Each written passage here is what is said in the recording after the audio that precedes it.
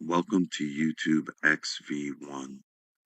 Up for critical review is Mark Passio. I want to talk about what I see as really the biggest pitfalls in the whole freedom community, from engaging with people in this field of interest and endeavor, and almost constantly being disappointed. I see that most people in the alleged freedom community, wrap that in a healthy dose of double quotes, both the word freedom and the word community, is their lack of seriousness. And don't get me wrong, I'm not saying don't have a sense of humor. I know you say I always come out with a bright and happy demeanor, but I do have a sense of humor. It may be a slightly dark one, but I still maintain the ability to laugh and poke fun at things. But I feel like most people in the alleged freedom community don't have a true seriousness about what this is really about. And this is about ending slavery. And this is about defending the most innocent and stopping the torture and murder of children that's going on by the highest level controllers that exist in our world. And if people don't take that seriously and they make jokes and fun about everything, then they're not really good people. And I find that most people are in this as a form of infotainment.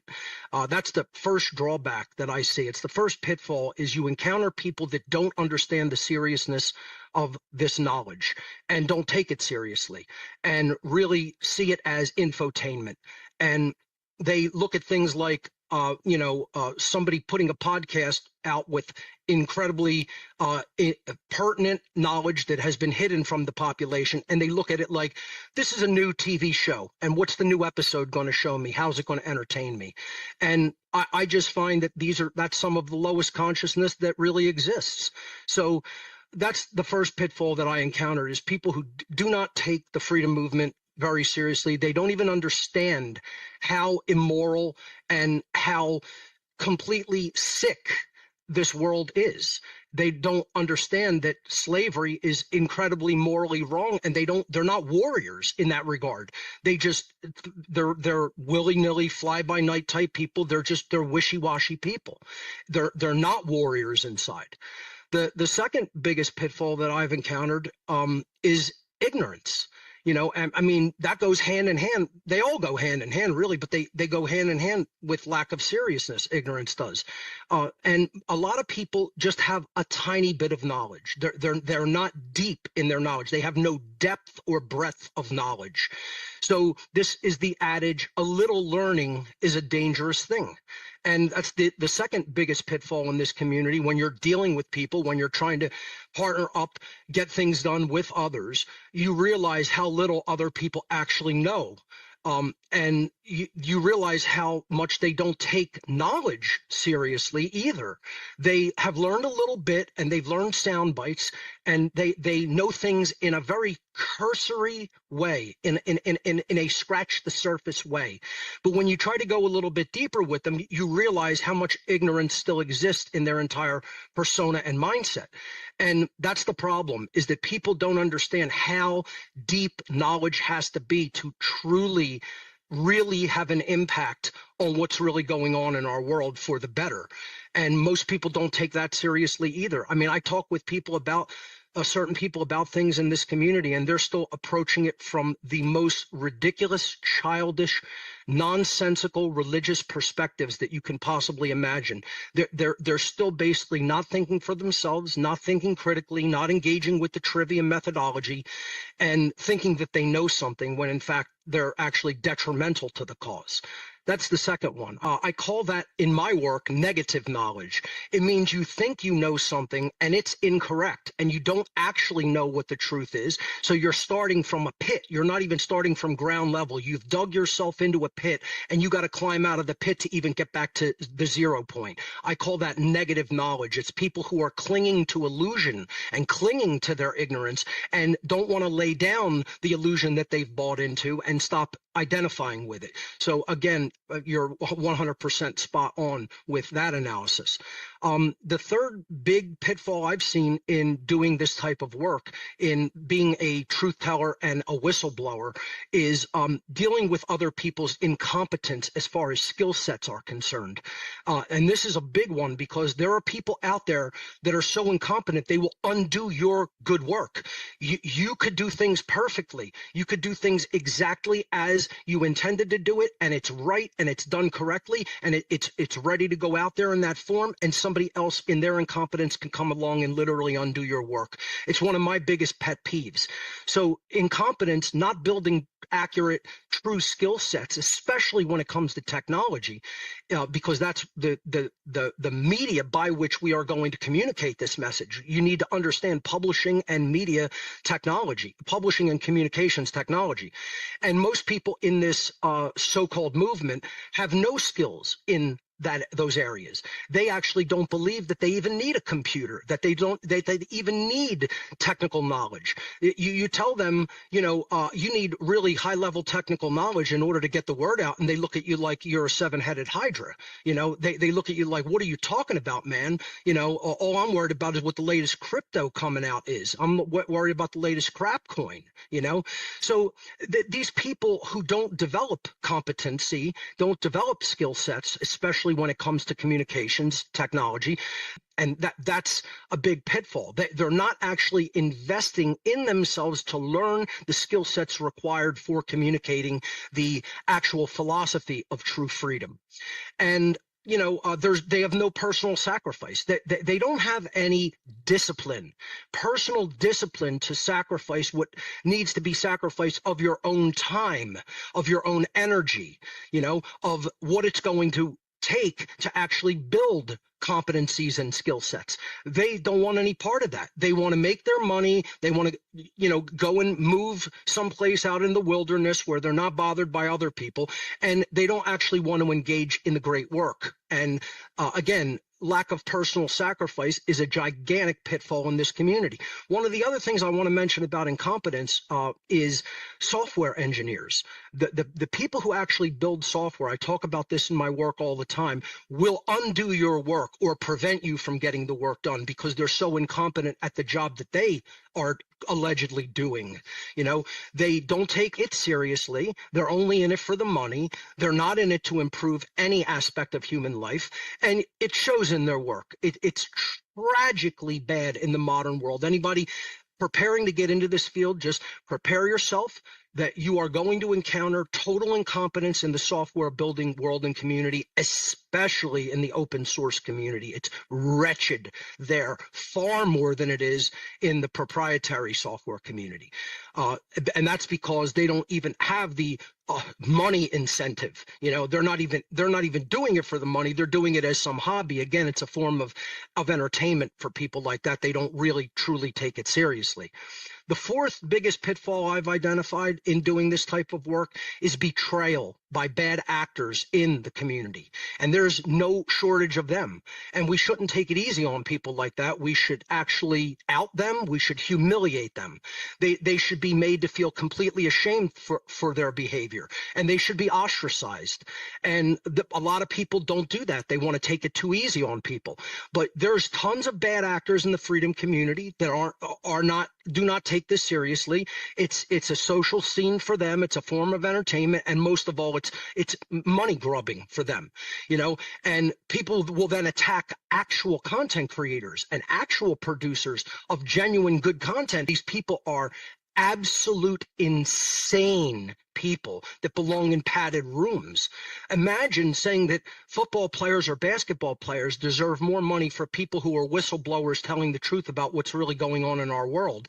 And that's the thing. People don't even support people like ourselves. Very rare when any genuine support comes through. People don't want to give of their time and resources, and betrayal is usually a heartbeat away. And for anybody entering this field, I would say be very wary of people, because anybody could basically turn into a bad actor at any given point. And that's not saying be paranoid. I'm not saying that. Just like when I say people have a lack of seriousness, I'm not saying don't maintain, a decent sense sense of humor in all of this. What I'm saying is you have to protect yourself. You have to be a realist when it comes to people's intentions and behavior. And most people are just in this as a fly-by-night thing. They don't understand what we're really up against. They don't understand what the real stakes are. And most people will stab you in the back at the first opportunity of profiting from you. Now, not to leave it at all bad stuff, because I know we're on limited time. The first thing that has to be understood is that freedom is only for good people. If you're not truly a good person, freedom is actually not for the immoral. And that's why we're in a state where we don't have real freedom, is because most of the people of this world are not truly moral, not from a religious moral perspective, but from an objective, natural law-based moral perspective, which I talk about in my work. Not enough time to rehash all of that. If you want to understand that, go to my website, whatonearthishappening.com. What you were referring to, though, is helping people to self-improve. And the two major ways that I attempt to do that is I attempt to teach them competency, as you do with autonomy, and get them to understand communications and publishing technologies. And I do that through a 23-week course, a 6-month of the year course called How to Become the True Media. You could check it out at howtobecomethitruemedia.com. And basically, those are people who are making an effort. They're trying to self-improve. They're trying to learn. They're trying to overcome obstacles and develop competencies. And I got to say, I'll give my general student body credit and compliments. When people show up, they generally show up in an attitude of seriousness to my seminar. I wouldn't expect anything different. You know, if they know my work and they know how serious I am about this and how passionate I am about this, the students generally show up in a serious vein. And I got to say that the crops of students that we have really ask the right questions. They apply themselves and they make a serious effort to learn and grow. And that's not everybody in this community. That's a tiny, tiny sliver of this community in general. So what a good people are intelligent, caring, courageous, and driven to act in a moral capacity. That's what is the definition of true goodness. And that's who freedom is for. And if we want to foster that and we want to enact the real solution, we have to push for self-improvement in that regard. We can't be easy on people. Being easy on people makes them stay lazy, apathetic, incompetent, ignorant, etc. We can't just be like we're buddy-buddy. We have to be like, if you're not showing improvement over time, you can't sit at the table with us. That's just how it has to be. And I try to push that form of petty tyranny, right? It's not real active tyranny in taking someone's rights. It's saying if you're not driven to self-improve, you have to go elsewhere because you're wasting my time and yours. And unless people take things in this whole endeavor of the alleged freedom movement that seriously, don't expect improvement over time, because people generally don't take this seriously enough.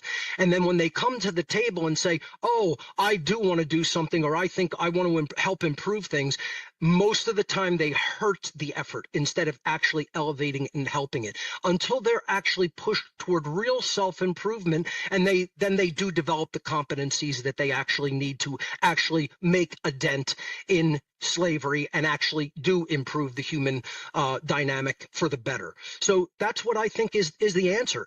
And that happens through real deep spiritual internal work. Shadow work has to be a part of all of our solutions. If we're not looking at the incompetencies and inadequacies and all of the ways that we're falling short and failing in ourselves, and I did this practically endlessly, especially in the early days going on, and I still do shadow work right through to the current moment.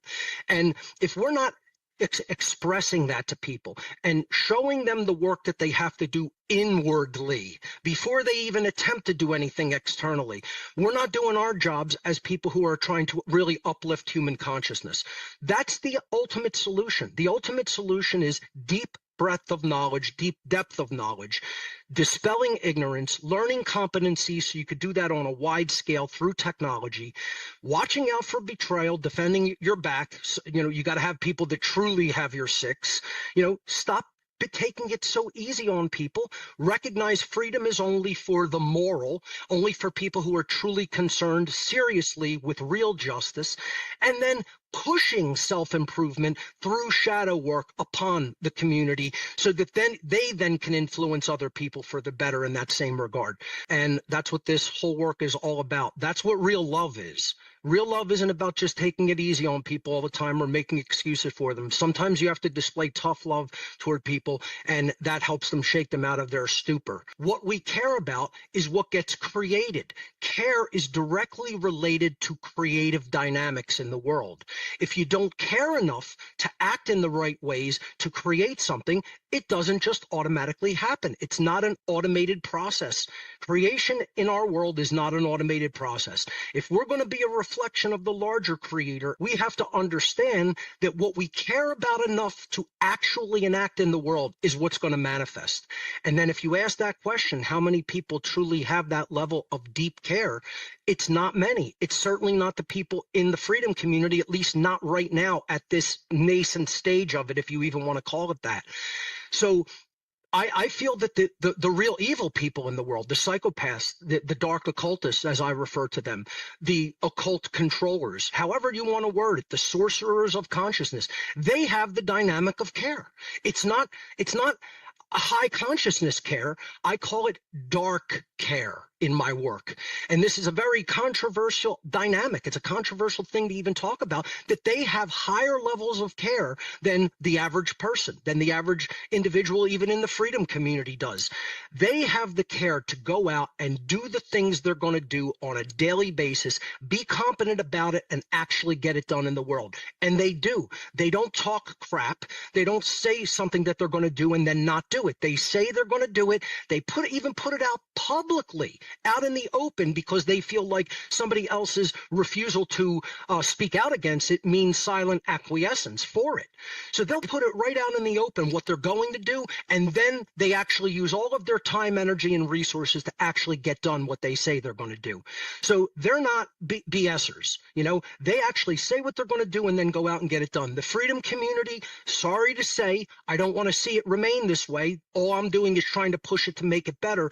But the freedom community, wishy-washy people, for the most part, don't want to learn competencies, don't want to actually do any personal sacrifice for the great work. And until that dynamic changes, their care, the occult controllers' care, the social engineers' care, their dark care is always going to override our wishy-washy care. We have to build that up to warrior level care. If we do that, we have a fighting chance. If we don't do that, we have zero chance.